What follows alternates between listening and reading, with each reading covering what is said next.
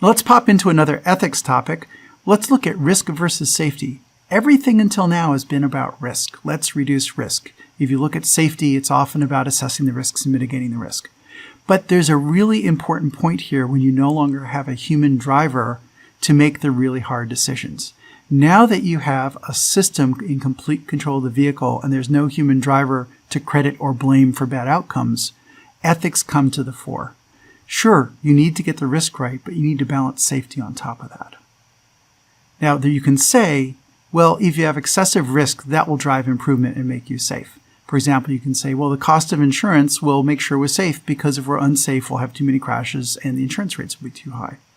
Well, it's true that reducing risk tends to improve safety, but it doesn't get you all the way to as safe as you want to be. It only gets you part of the way.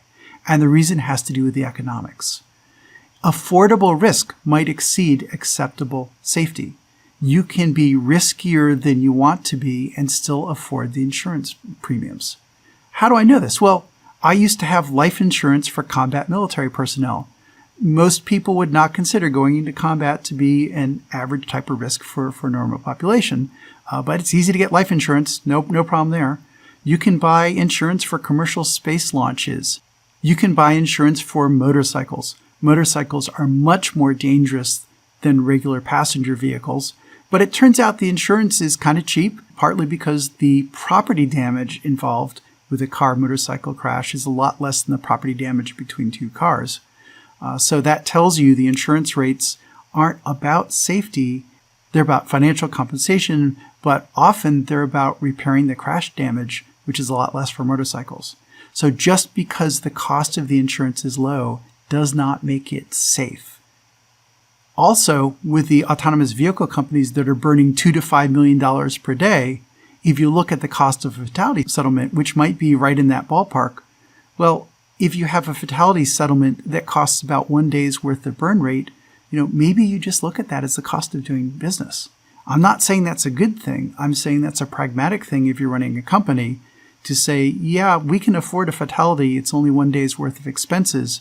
And should we delay our time to market by months or years to get our safety better? Or should we just roll the dice and decide that, well, if we have to settle fatality, it's not that much money compared to the billions of dollars we're spending. It's a significant ethical issue here. So risk management is a nice start, but it is not enough to assure safety for typical stakeholders. The cost of insurance will not make you be safer than a human driver. If you can afford insurance twice as expensive as human driver insurance, it's not that much money, especially when you're struggling to get the first 10 or 100 cars working. You get to 10 million cars, maybe it's a different story, but that's not where we are right now. Even if the money worked out the same, there's also risk transfer. What if you find out that your autonomous vehicle kills 0 occupants, but kills twice as many pedestrians as human drivers? That's going to be a problem for the pedestrians. That's not going to go over well with the public. Also, there's going to be existential pressure for the company to deploy with unproven safety, even if you can buy the insurance. You've got a deadline coming up and you have a choice. You do the demo, you do the deployment, not sure what your risk is, or the funders pull the capital and you got a business.